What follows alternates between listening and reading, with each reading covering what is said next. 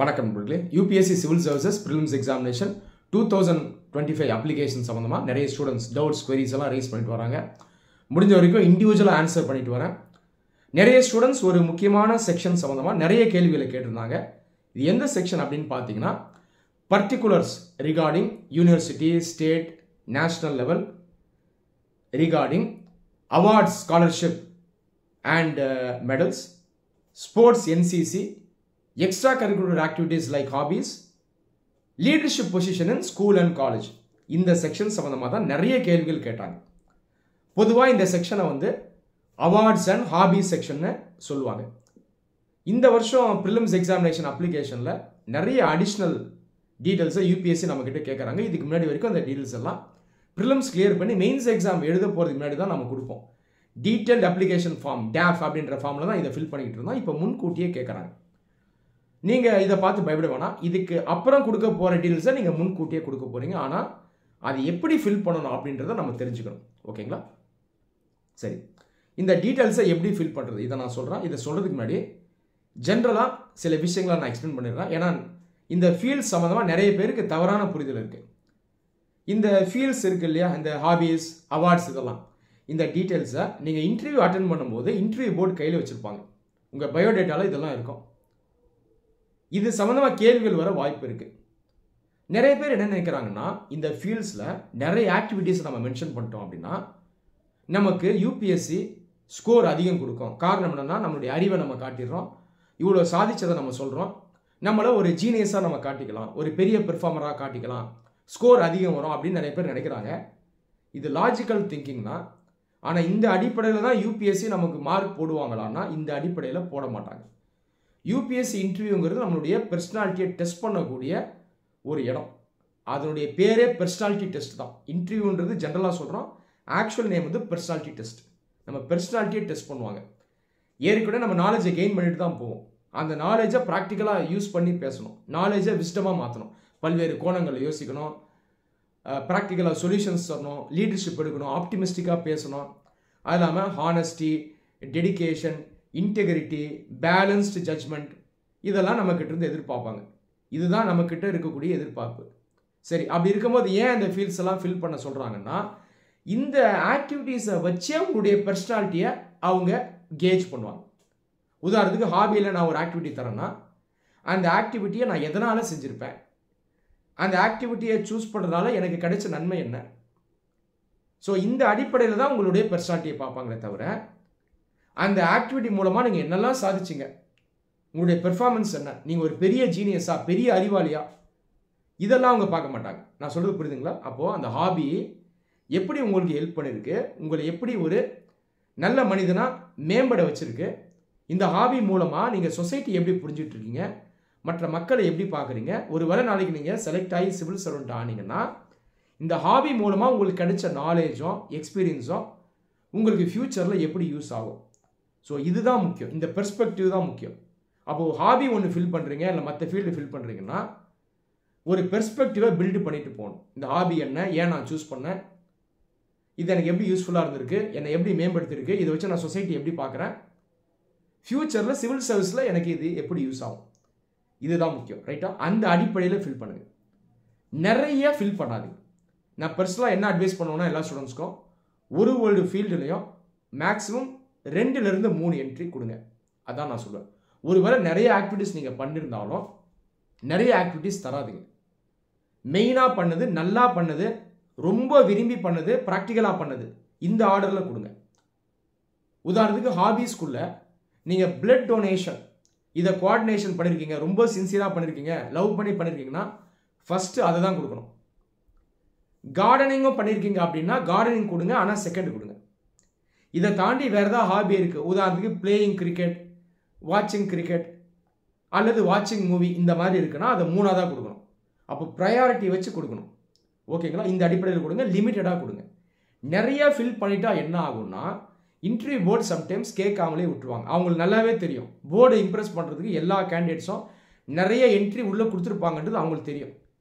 அப்போது நீங்கள் நிறைய விஷயங்களை நல்லா பண்ணியிருந்தாலும், பெஸ்ட்டாக பண்ணியிருந்தாலும், ஆனஸ்ட்டாக பண்ணியிருந்தாலும், உள்ள என்ட்ரி நிறையா இருக்கும்போது சம்டைம்ஸ் என்ன ஆகும்னா போர்டுக்கு இன்ட்ரெஸ்ட் இருக்காது. கேட்காம கூட போகக்கூடிய வாய்ப்பு இருக்குது. அதனால் என்ன பண்ணணும்னா லிமிட்டடாக கொடுக்கணும். மெயினாக பண்ண ஆக்டிவிட்டி, முக்கியமாக பண்ணது, சிறந்ததாக பண்ண ஆக்டிவிட்டீஸை கொடுத்துடணும். அப்போது ப்ராக்டிக்கலாக பார்த்தீங்கன்னா இதிலிருந்து கேள்விகள் வர்றதுக்கான வாய்ப்பு அதிகம். இதை மனசில் வைங்க. ரைட், இப்போ ஒரு ஃபீல்டாக நான் சொல்லிடுறேன். ஃபஸ்ட்டு ஃபீல்டு பார்த்தீங்கன்னா அவார்ட்ஸ், மெடல்ஸ் அண்ட் ஸ்காலர்ஷிப். இது மெயினாக அகாடமிக் பாயிண்ட் ஆஃப் வியூவில் கொடுக்கணும். ஸ்கூலில், காலேஜில் நீங்கள் வின் பண்ண அவார்டு, மெடல், ஸ்காலர்ஷிப் என்ன இதை நீங்கள் தரலாம். இதை தாண்டி ஒரு என்ஜிஓவில் நீங்கள் அசோசியேட் ஆகி ஏதோ ஒரு ஆக்டிவிட்டி பண்ணியிருக்கீங்க, அதில் ஒரு ரெக்கக்னிஷன் கொடுத்துருக்கு, ஒரு அவார்டு கிடச்சிருக்கு, மெடல் வாங்கியிருக்கீங்க. இந்த ஆக்டிவிட்டீஸ் எல்லாத்தையுமே நீங்கள் இந்த ஃபஸ்ட்டு ஃபீல்டில் நீங்கள் ஃபில் பண்ணலாம். ஒருவேளை சோஷியல் சர்வீஸ் பண்ணியிருக்கீங்க, அதில் ஒரு மெடல் கிடச்சிருக்கு, அதில் ஒரு ரெக்கக்னிஷன் இருக்குது. இல்லை ஏதாவது ஒரு ஆர்கனைசேஷனில் மெம்பராக இருக்கீங்க, பிரசிடெண்ட்டாக இருக்கீங்க, இல்லை ஒரு ஃபெலோவாக இருக்கீங்கன்னா அது தரலாம். இங்கேயும் என்ட்ரியை லிமிட்டடாக கொடுங்க, ப்ரையாரிட்டி பேசிஸில் கொடுக்கணும். மெயினாக பண்ணது, பெஸ்ட்டாக பண்ணது, விரும்பி பண்ணது, ப்ராக்டிக்கலாக பண்ணது ஃபஸ்ட்டில் இருக்கணும். 1, 2, 3 அப்படி வரணும். புரியுதுங்களா? Second field. இந்த செகண்ட் ஃபீல்டு நீங்கள் பார்த்தீங்கன்னா ஸ்போர்ட்ஸ், என்சிசி, ஸ்பெசிஃபிக்காக ஸ்போர்ட்ஸ் ஆக்டிவிட்டி இதில் இருக்கணும். Playing football, cricket, kabaddi, boxing, karate என்னவெல்லாம் தரலாம். புரியுதுங்களா? இங்கே பார்த்தீங்கன்னா நீங்கள் அவார்டு வின் பண்ணியிருக்கலாம், மெடல் வின் பண்ணியிருக்கலாம், வின் பண்ணாமலும் இருக்கலாம். வின் பண்ணாலும் கொடுங்க, வின் பண்ணலை ஆனால் ஸ்போர்ட்ஸ் ஆக்டிவிட்டி அதை எடுத்துருக்கீங்கன்னா அப்பயும் நீங்கள் கொடுக்கலாம். நான் சொல்கிறது புரியுதா? உதாரணத்துக்கு நான் கபடி பிளேயர் அப்படின்னா, கபடி விளையாடுறேன்னா வெறும் பிளேயிங் கபடின்னு கொடுக்கலாம். ஒருவேளை கபடியை ரொம்ப காலமாக விளையாடி நான் வின் பண்ணியிருக்கேன், அவார்டெலாம் வின் பண்ணியிருக்கேன்னாலும் அதையும் ஸ்பெசிஃபை பண்ணலாம். 1 so and so medal in kabaddi அப்படி தரலாம். ஆக மொத்தம் அந்த ஸ்போர்ட்ஸ் ஆக்டிவிட்டியை நான் பண்ணியிருக்கணும். புரியுதா? இதுக்கு முன்னாடி பண்ணாலும் சரி, இப்போ நீங்கள் தொடர்ந்து பண்ணாலும் சரி. ஸ்போர்ட்ஸ் ஆக்டிவிட்டி இல்லாமல் என்சிசி சம்மந்தமான ஆக்டிவிட்டி, என்சிசிக்குள்ள ஒரு ஆக்டிவிட்டி, இதையும் நீங்கள் செகண்ட் ஃபீல்டில் மென்ஷன் பண்ணணும். இங்கே வெறும் ஸ்போர்ட்ஸ் ரிலேட்டட் ஆக்டிவிட்டி மட்டும்தான் கொடுக்கணும். இதில் நிறைய பேர் பண்ணுற தப்பு, ஸ்போர்ட்ஸ் விளையாடுவாங்க, உதாரணத்துக்கு ரன்னிங் ஓடுவேன், ரெகுலராக ஓடுவேன், காம்படிஷன் போவேன், ஆனால் அதெல்லாம் பெரிய காம்படிஷன் இல்லை, அவார்டு வின் பண்ணல, நான் தரணுமான்னு கேட்பாங்க. தைரியமாக தாங்க, தாராளமாக தாங்க, தரணும். ஒருவேளை ஜிம்முக்கு போய் எக்ஸசைஸ் பண்ணுறீங்க, பாடி பில்டிங் பண்ணுறீங்க, ஆனால் ப்ரொஃபஷனலாக பண்ணல அப்படின்னாலும் பரவாயில்ல, தாங்க. இப்போ நான் ஆஸ்பிரண்ட்டாக இருக்கும்போது இந்த ஆக்டிவிட்டீஸ்லாம் கொடுப்பேன். பிளேயிங் கிரிக்கெட் கொடுப்பேன். சின்ன வயசில் பார்த்தீங்கன்னா நான் ப்ரொஃபஷனலாக விளாண்டேன், அதுக்கப்புறம் ப்ரொஃபஷனலாக விளையாடல, ஆனாலும் தொடர்ந்து விளையாண்டேன். ஸோ பிளேயிங் கிரிக்கெட் கொடுப்பேன். அது இல்லாமல் மார்ஷியல் ஆர்ட்ஸ் கொடுப்பேன். மார்ஷியல் ஆர்ட்ஸ் நான் ப்ராக்டிஸ் பண்ணேன். ஸோ கிரிக்கெட், மார்ஷியல் ஆர்ட்ஸ்லாம் இந்த ஸ்போர்ட்ஸ் ஆக்டிவிட்டீஸில் இருக்கும். அடுத்த ஃபீல்டு, இந்த ஃபீல்டு என்னென்னு கவனிச்சிங்கன்னா position of leadership in school, college. நீங்கள் 1ஆம் கிளாஸில் ஆரம்பித்து நீங்கள் மாஸ்டர்ஸ் டிகிரி முடிக்கிற வரைக்கும் ஒட்டுமொத்தமாக அந்த ஃப்ரேம் ஒர்க்குள்ளே நீங்கள் என்னென்ன பொசிஷன்லாம் ஹெட் பண்ணீங்களோ அதை கொடுங்க, தப்பே இல்லை. 3ஆம் கிளாஸில் பொசிஷனில் இருந்தீங்களா கொடுங்க, தாராளமாக தரலாம்.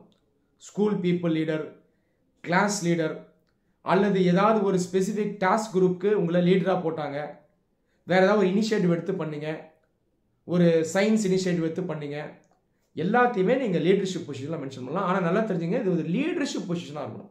நீங்கள் லீடர்ஷிப் கொடுத்துருக்கணும். இந்த ஆக்டிவிட்டியை கொடுங்க. காலேஜ், யூஜி, பிஜி, அதை தாண்டி ஃபர்தராக ஹையர் எஜுகேஷன், ஒரு பிஹெச்டி பண்ணீங்க, அதில் லீடர்ஷிப் எடுத்துங்க, எது இருந்தாலும் நீங்கள் தரலாம். ஓகேவா? சயின்டிஃபிக் ரிசர்ச்சில் மென்டரிங் பண்ணீங்க, எதுவாக வேணால் இருக்கலாம், எல்லாத்தையும் இந்த லீடர்ஷிப்பில் கொடுங்க. கடைசி ஃபீல்டு தான் எக்ஸ்ட்ரா கரிக்குலர் ஆக்டிவிட்டீஸ். இதில் மெயினாக நம்ம ஹாபீஸை கொடுப்போம். இதுதான் ரொம்ப முக்கியமான ஃபீல்டுங்க. இதை நான் எக்ஸ்பிளைன் பண்ணிடுறேன், ஒத்துக்கவனிங்க. ஹாபிங்கிறது என்ன? ஹாபிங்கிறது நம்முடைய ஃப்ரீ டைம், லெஷர் டைமில் நம்ம செய்யக்கூடிய சில ஆக்டிவிட்டீஸ் தான் ஹாபின்னு சொல்கிறோம். ஒத்து கவனிச்சிங்கன்னா அந்த ஹாபீஸ் நம்மளுடைய டைமை ப்ராப்பராக யூஸ் பண்ணுறதுக்கு ஹெல்ப் பண்ணியிருக்கோம் இல்லையா? ரெண்டாவது, நமக்கு அது பர்சனலாக ஹெல்ப் பண்ணியிருக்கோம். நம்மளை ஒரு பெட்டர் பர்சனாக ஆக்கியிருக்கோம். நமக்கு அறிவை கொடுத்துருக்கோம், எக்ஸ்பீரியன்ஸை கொடுத்துருக்கோம், ஸ்கில்லை கொடுத்துருக்கோம். இதன் மூலமாக நாம் முதல்ல ஒரு மேம்பாடான ஒரு மனுஷனாக மாறியிருக்கோம் இல்லையா? நம்மளை அது பர்சனலாக மேம்படுத்தியிருக்கோம் இல்லையா? ஸோ ஹாபிங்கிறது இதுதான். ஹாபியில் நீங்கள் என்ன வேணால் தரலாம். நான் சொன்னது போல் அதை நீங்கள் உண்மையாலே எடுத்து பண்ணியிருக்கணும், அது உங்களை மேம்படுத்தியிருக்கணும். அது என்னவா வேணா இருக்கலாம். Drawing, gardening, cleaning the house, வாட்சிங் மூவி, இந்த மாதிரி சின்ன சின்ன ஆக்டிவிட்டீஸாக இருந்தாலும் தாங்க. ஆக்சுவலாக இதெல்லாம் சின்ன சின்ன ஆக்டிவிட்டி இல்லை. நீங்கள் கிளீனிங் ஹவுஸை ஹாபியாக கொடுங்கன்னு நான் எல்லா ஸ்டூடெண்ட்ஸ்க்கும் சொல்லுவேன். ஆனால் நிறைய பேர் செய்ய மாட்டாங்க, அதை கேவலமாக நினைப்பாங்க. இது பெரிய ஹாபிங்க, பிரமாதம் ஆன்சர் பண்ணலாம். நான் ஏற்கனவே சொன்னேன் இல்லையா? அந்த பெர்ஸ்பெக்டிவ் ரொம்ப முக்கியம். நீங்கள் சமூகத்தை எப்படி பார்க்குறீங்க, அந்த ஹாபி உங்களை எப்படி ஹெல்ப் பண்ணுச்சு, இதுதான் பார்ப்பாங்க. சார், நான் வீட்டை க்ளீன் பண்ணுறது மூலமாக கிளென்லினஸோட முக்கியத்துவத்தை கற்றுக்கிட்டேன். காந்திஜி சொன்னார், கிளென்லினஸ் இஸ் நெக்ஸ்ட் டு காட்லினஸ்னு சொன்னார் சார். இந்தியன் கவர்மெண்ட் ஸ்வச் பாரத்னு ஒரு மிஷன் வச்சிருக்கு. இந்தியன்ஸை வந்து மோட்டிவேட் பண்ணி சோஷியல் இன்ஜினியரிங் மூலமாக சுத்தமாக இருக்க சொல்லுது, சமூகத்தை சுத்தமாக இருக்க சொல்லுது, சுற்றுப்புறத்தை சுத்தமாக இருக்க சொல்லுது. இதை நான் வந்து என் வீட்டை க்ளீன் பண்ணுறது மூலமாக கற்றுக்கிட்டேன். வீட்டிலேருந்து இதை நான் ஸ்டார்ட் பண்ணேன். இன்றைக்கி மற்றவங்கள நான் மோட்டிவேட் பண்ணுறேன், எங்கள் நெய்பர்ஹுட்டை நான் மோட்டிவேட் பண்ணுறேன். நான் இன்னைக்கு சிவில் சர்வீசஸ் வந்ததுக்கு அப்புறமும் இது எனக்கு ஹெல்ப் பண்ணும். ஸ்வச் பாரத் ஸ்கீம்ஸ் மாதிரி ஸ்கீம்ஸை நான் பெட்டராக இம்ப்ளிமெண்ட் பண்ணுவேன் சார். இந்த மாதிரி பேசணுங்க, பிரமாதமாக ஆன்சர் பண்ணலாம். என்னோட ஏரியாவில் ஒரு சில பேர் கிளீன்லினஸை ஃபாலோ பண்ண மாட்டாங்க, குப்பையை ரோட்டில் கொட்டுறாங்க. அதை நான் கவனிச்சேன் சார். அவங்ககிட்ட போய் நான் பேசினேன். அவங்கள நான் எப்படி மாற்றினேன்னா, எங்கள் ஏரியாவுக்கு க்ளீன் பண்ண வர கன்சர்வன்சி ஒர்க்கர்ஸை நானே கூட்டிகிட்டு போய் அவங்க வீட்டு பக்கத்தில் க்ளீன் பண்ண வச்சேன். அவங்ககிட்ட பேச வச்சேன். அந்த கன்சர்வன்சி ஒர்க்கர்ஸ் ஃபேஸ் பண்ணுற ப்ராப்ளம்ஸ் அவங்க நேராக பார்த்தாங்க. அதுக்கப்புறம் அந்த குப்பையை அவங்க ரோட்டில் கொட்டலை சார். அவங்களுடைய ஆட்டிடியூடை நான் மாற்றினேன். இப்படி பேசணும். பிரமாதமான ஆன்சர். இதுக்கு மேலே வேறு என்ன வேணும்? இந்த மாதிரி போடுங்க. குக்கிங் போடுங்க, பிரமாதமாக ஆன்சர் பண்ணலாம். மேடம், குக்கிங் பண்ணுறது மூலமாக நான் நிறைய ரெசிபீஸை குக் பண்ணுறதை தாண்டி இந்த குக்கிங் மூலமாக இந்தியாவுடைய கல்ச்சரல் டைவர்சிட்டியை கற்றுக்கிட்டேன். இந்தியாவில் நிறைய ஸ்டேட்ஸ் இருக்குது, நிறைய கல்ச்சர் இருக்குது, ஒருத்தரும் ஒரு விதமாக சமைப்பாங்க மேடம். ஸோ இந்தியாவுடைய டைவர்சிட்டியை கற்றுக்கிட்டேன். ஃபுட் செக்யூரிட்டிக்கு முக்கியத்துவம் கொடுக்கறத கற்றுக்கிட்டேன். ஃபுட் வேஸ்டேஜை ப்ரிவென்ட் பண்ணேன். ஷேரிங் அண்ட் கேரிங்கை பற்றி தெரிஞ்சுக்கிட்டேன். பஞ்சாபில் இருக்க கோல்டன் டெம்பிளில் எல்லாம் ஒன்றா உட்காந்து சாப்பிடுவாங்களாம், எந்த விதமான பேதமும் இல்லாமல் சாப்பிடுவாங்களாம். இதை பற்றி நான் படித்தேன். குக்கிங் எனக்கு யூஸ்ஃபுல்லாக இருந்தது. நாளைக்கு கிளைமேட் சேஞ்ச் மூலமாக நிறைய த்ரெட் இருக்குது. ஒரு சில கிராப்ஸ் வந்து ஷார்ட்டேஜ் ஆயிரும். அப்போ சில கிராப்ஸை நம்ம புதுசாக அடாப்ட் பண்ணுற மாதிரி இருக்கும். சில இடத்துல வந்து மேக்ஸிமைஸ் பண்ணணும், சில இடத்துல மினிமைஸ் பண்ணணும். இதெல்லாம் குக்கிங் மூலமாக கற்றுக்கிட்டேன் மேடம். அடாப்டேஷனை பற்றி கற்றுக்கிட்டேன் அப்படின்னு பேசுங்க. Best answer. இதை விட என்ன ஆன்சர் பண்ண முடியும்? ஸோ இதுதாங்க யூபிஎஸ்சியினுடைய எதிர்பார்ப்பு. நான் சொல்கிறது புரியுதுங்களா? டீச்சிங்கை ஹாபியாக போடலாம். நீங்கள் ஃபீஸ் வாங்காமல் சில ஸ்டூடெண்ட்ஸ்க்கு டீச் பண்ணுறீங்க, டியூஷன் எடுக்கிறீங்க, ஸ்கூல் பசங்கள் டியூஷன் எடுக்கிறீங்க, நல்ல ஒரு ஹாபி, தாராளமாக போடலாம். எஜுகேஷனை விட பெரிய விஷயம் எதுவுமே கிடையாது. அதை மென்ஷன் பண்ணுங்க. Education is the greatest asset sir. அதை நான் வந்து ஸ்டூடெண்ட்ஸ் கொண்டு போய் சேர்த்தேன். அதில் எனக்கு பெரிய சாட்டிஸ்ஃபேக்ஷன் கிடைச்சிது. நம்ம நாட்டில் ரைட் டு எஜுகேஷன் ஆக்ட் இருக்குது. ஆனால் நிறைய பேரால் எஜுகேஷன் ஆக்சஸ் பண்ண முடியல. நம்ம வந்து நைட் டியூஷன் சென்டர்ஸ் ஆரம்பிக்கலாம். இந்தியாவில் நிறைய குழந்தைகள் ஏழைகளாக இருக்காங்க. அவங்களாம் நைட் டியூஷனில் வந்து பார்ட்டிசிபேட் பண்ணுறதுக்கு என்கரேஜ் பண்ணலாம். சைல்டு லேபர் நிறைய பேர் இருக்காங்க, அவங்கள நம்ம எஜுகேட் பண்ணோம். இதெல்லாம் நான் டீச்சிங் மூலமாக கற்றுக்கிட்டேங்க. இந்தியாவில் இருக்க ரிமோட்டஸ்ட் செக்ஷனில் ட்ரைபல்ஸ் இருக்காங்க, அவங்களாம் எஜுகேஷன் போய் சேர மாட்டுது.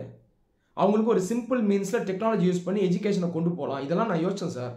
உதாரணத்துக்கு ஒரு சாதாரண டிவியை வச்சு ஒரு பென் டிரைவை சொருவி ரெக்கார்டட் கிளாஸை ஏதோ ஒரு மலையில் இருக்கிற ட்ரைபல் சில்ட்ரனு கொண்டு போய் சேர்க்கலாம். ஸ்கூலே இல்லாமல், டீச்சரே இல்லாமல் கிளாஸ் நடத்தலாம்.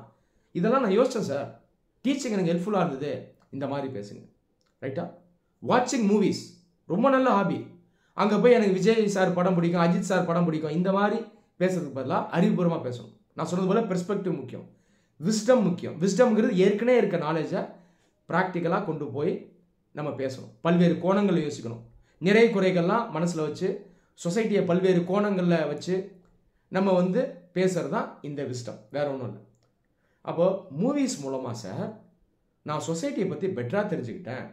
ஒரு சில மூவியுடைய ஸ்கீம் பார்த்தீங்கன்னா டிஃப்ரெண்ட்டாக இருக்கும், அந்த ஜான்ராவே டிஃப்ரெண்ட்டாக இருக்கும். டிரான்ஸ்ஜெண்டர்ஸ் வச்சு எடுத்திருப்பாங்க, சிங்கிள் மதரை வச்சு எடுத்திருப்பாங்க, கிரிமினல்ஸை பற்றி எடுத்திருப்பாங்க, அவங்க எப்படி ரீஃபார்ம் பண்ணுறது இதை பற்றி எடுத்திருப்பாங்க, ட்ரைபல் பீப்புள் வச்சு எடுத்திருப்பாங்க. இதெல்லாம் நான் மூவிஸ் மூலமாக தெரிஞ்சுக்கிட்டேன் சார். இன்னொரு உலகத்தை நான் பார்த்தேன்.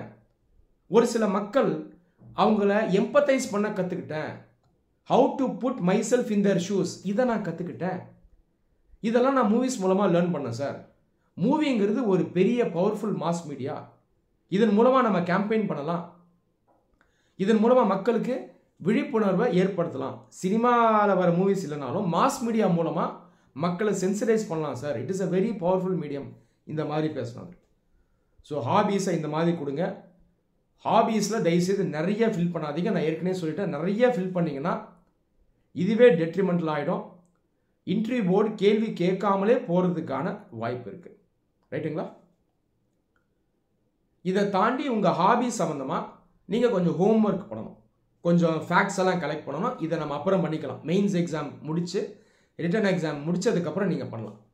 உதாரணத்துக்கு வாட்சிங் மூவிஸ் உங்களுடைய ஹாபியாக இருக்குது, அதை யூஸ்ஃபுல்லாக பண்ணியிருக்கீங்கன்னா கொஞ்சம் ஃபேக்ட்ஸை கலெக்ட் பண்ணணும். இந்தியன் சினி ஃபீல்டில் முக்கியமான அவார்ட்ஸ் எல்லாம் என்ன, யார் யாருக்கு எந்தெந்த அவார்டு தராங்க, ரீசெண்டாக அவார்டு வாங்கினது யார், இந்த மாதிரி கொஞ்சம் ஃபேக்ட்ஸை நீங்கள் கலெக்ட் பண்ணிட்டு போய் பேசணும். முக்கியமான பர்சனாலிட்டிஸ் யார், சினிமாவில் ரீசெண்டாக இன்னோவேட் பண்ணவங்க யார், ஓடிடி பிளாட்ஃபார்ம் இன்றைக்கி ரொம்ப பாப்புலராக இருக்குது, இதில் இருக்க அட்வான்டேஜஸ் என்ன, டிஸ்அட்வான்டேஜஸ் என்ன, ஏன் விமன்னால் ஃப்ரீயாக சினி இண்டஸ்ட்ரியில் பார்ட்டிசிபேட் பண்ண முடியல, அவங்க ஃபேஸ் பண்ணக்கூடிய ப்ராப்ளம்ஸ் என்ன, இதை பற்றி ஏதாவது எக்ஸ்பர்ட் கமிட்டி பேசியிருக்கா. சினிமா இண்டஸ்ட்ரியில் ரீசெண்டாக ஹேமா கமிட்டின்னு ஒரு கமிட்டி ஃபார்ம் பண்ணி இந்த செக்ஷுவல் எக்ஸ்ப்ளாய்டேஷன் பற்றி நிறைய விஷயங்கள் வெளியே வந்துச்சு. ஸோ இந்த மாதிரி ஃபேக்ட்ஸ் நீங்கள் கேதர் பண்ணிட்டு போகணும். இதை நீங்கள் எல்லா ஆஃபீஸ்க்கும் பண்ணணும், முடிஞ்ச வரைக்கும் பண்ணுங்கள். அதை தாண்டி நீங்கள் நிறையாலாம் கலெக்ட் பண்ணிவிட்டு போக தேவையில்லை. ஸோ இந்த particulars regarding university, national, state, இதற்கான கிளாரிஃபிகேஷன் நான் கொடுத்துட்டேன். இந்த வீடியோ உங்கள் எல்லாருக்கும் யூஸ்ஃபுல்லாக இருக்கும்னு நம்புகிறேன். நன்றி.